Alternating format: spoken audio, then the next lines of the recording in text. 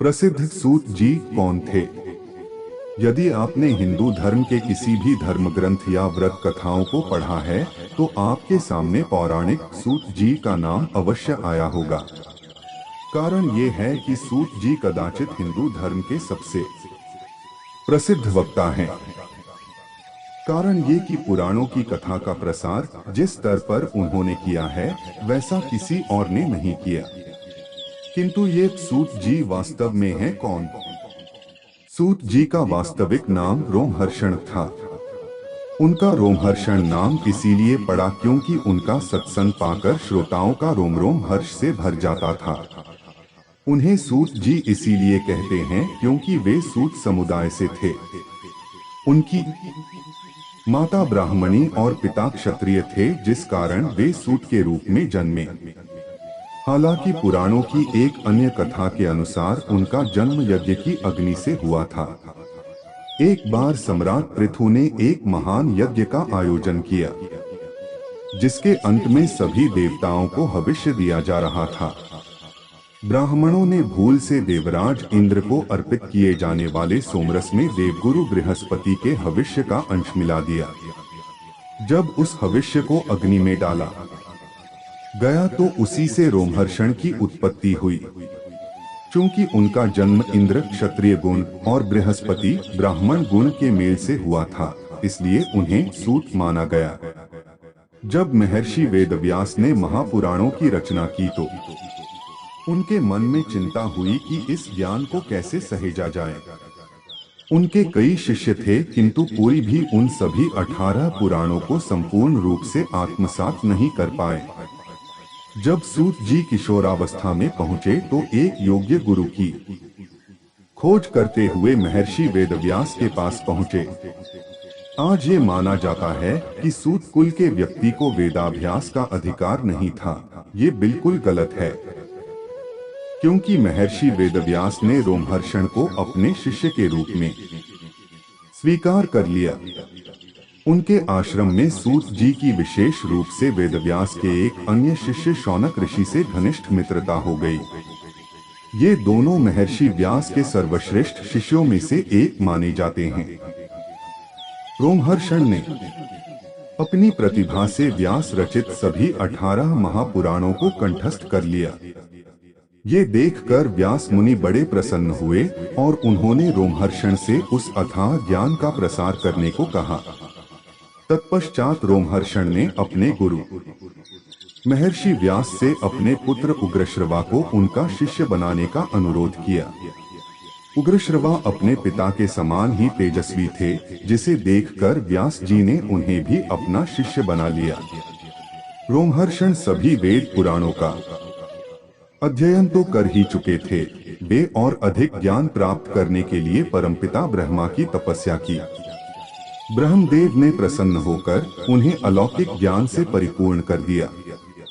रोमहर्षण ने उनसे पूछा कि मुझे अपने गुरु से सभी पुराणों का ज्ञान प्राप्त हुआ है और आपने भी मुझे अलौकिक ज्ञान प्रदान किया है।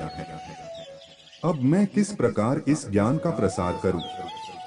इस पर ब्रह्मदेव ने उन्हें एक दिव्य चक्र दिया और कहा कि इसे चलाओ और जिस स्थान पर ये रुक जाए वही अपना आश्रम स्थापित कर इस ज्ञान का प्रसार करो। ब्रह्मा जी की आज्ञा पाकर रोमहर्षण ने उस चक्र को चलाया और वो जाकर नैमिषारण्य नामक स्थान पर रुक गया, जो 88,000 तपस्वियों का स्थल था। इसी स्थल पर भगवान विष्णु ने निमिष आंख झपकने में लगने वाला समय भर में सहस्त्रों दैत्यों का संहार कर दिया था। इसी कारण उस प्रदेश का नाम नैमिषारण्य पड़ा। उसी पवित्र तीर्थ में रोमहर्ष ने अपना आश्रम स्थापित किया और प्रतिदिन सत्संग करने लगे। कहा जाता है कि उनकी कथा कहने की शैली इतनी रोचक थी कि मनुष्य तो मनुष्य, जीव जंतु भी उसे सुनने के लिए वहां आ जाते थे। उसी स्थान पर वे सूत जी के नाम से प्रसिद्ध हुए। उधर उनके पुत्र उग्रश्रवा भी महर्षि व्यास से शिक्षा लेकर पारंगत हो गए। उन्होंने अपने पिता से भी अधिक शीघ्रता से समस्त पुराणों का अध्ययन कर लिया और वे अपने पिता की भांति ही उस ज्ञान का प्रसार करने लगे। एक बार नैमिषारण्य के सभी 88,000 ऋषियों ने महर्षि व्यास से ये अनुरोध किया कि वे उन्हें सभी महापुराणों की संपूर्ण कथाओं से अवगत कराएं। ये सुनकर महर्षि व्यास ने कहा कि इसके लिए आपको मेरी क्या आवश्यकता है। नैमिषारण्य में मेरे शिष्य रोमहर्षण हैं, जो इन सभी कथाओं को सुना सकते हैं। आप सभी उन्हें व्यास पद पर आसीन कर पुराणों का ज्ञान प्राप्त करें।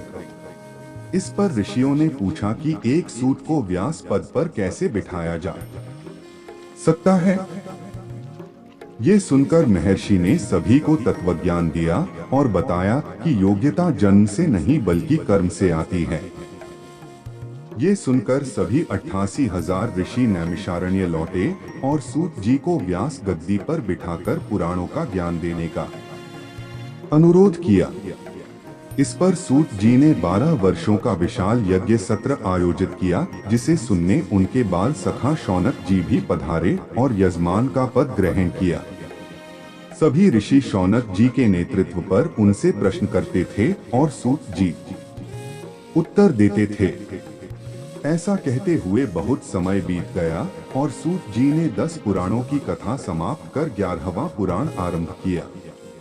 उधर महाभारत का युद्ध का समाचार सुनकर भगवान बलराम तीर्थ यात्रा पर निकले। घूमते हुए वे नैमिषारण्य पहुँचे, जहाँ सूत जी का यज्ञ सत्र चल रहा था। जैसे ही सभी ऋषियों ने बलराम जी को देखा तो सभी अपने स्थान पर खड़े होकर उनका अभिवादन करने लगे और उन्हें आसन दिया, किंतु सूत जी व्यास गद्दी पर बैठे होने के कारण ईश्वर के अतिरिक्त किसी और के सम्मान में खड़े नहीं सकते थे। उन्होंने बलराम के आने पर थोड़ी देर के लिए कथा को भी विश्राम दिया। जब बलराम ने ये देखा तो उन्हें बड़ा क्रोध आया। उन्होंने सोचा कि इतने बड़े बड़े महर्षियों ने यहाँ मेरा स्वागत किया, किंतु सूत कुल में जन्मे इस व्यक्ति ने मेरा अपमान किया।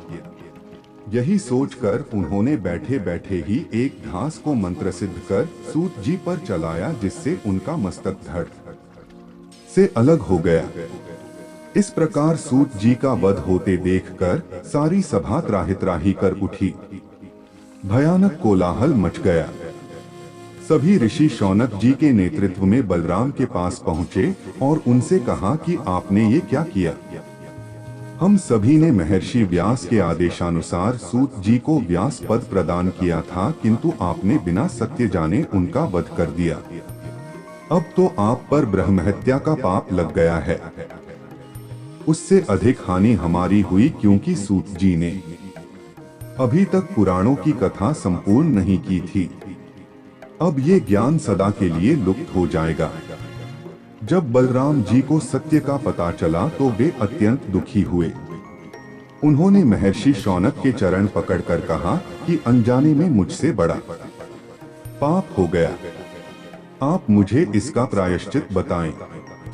किस प्रकार मैं उनके द्वारा दिए गए इस अधूरे ज्ञान को पूर्ण करूं। इस पर शौनक जी ने कहा कि आप सूत जी के पुत्र उग्रश्रवा को यहाँ बुलाइए, क्योंकि व्यास जी के अतिरिक्त अब एक वे ही है जिनके पास समस्त पुराणों का ज्ञान है। ये सुनकर बलराम तत्काल शौनक जी के साथ उग्रश्रवा ऋषि के पास पहुँचे और उनसे क्षमा याचना की। वे उन्हें मनाकर नैमिषारण्य ले आए, जहाँ उग्रश्रवा जी ने बाकी 8 पुराणों की कथा सुनाने का वचन दिया। बलराम को इससे थोड़ा संतोष हुआ। उन्होंने पुनः प्रायश्चित के लिए निकलने से पहले सभी ऋषियों से पूछा कि मुझे बताइए कि मैं प्रायश्चित के लिए निकलने से पहले आपका और क्या हित करूं। तब सभी ऋषियों ने कहा कि हे बलराम, इस वन में बलवल नामक एक असुर है जो इलवल का पुत्र है। वो सदैव हमारे यज्ञ में विघ्न डालता है और यज्ञ कुंड में अपशिष्ट पदार्थ डाल देता है। कृपया उससे हमारी रक्षा करें। ऋषियों का ऐसा अनुरोध सुनकर बलराम जी ने बलबल ये युद्ध कर सहज ही उसका वध कर दिया और नैमिषारण्य को राक्षसों के आतंक से मुक्त किया। तत्पश्चात वे प्रायश्चित के लिए तीर्थ यात्रा पर निकल गए।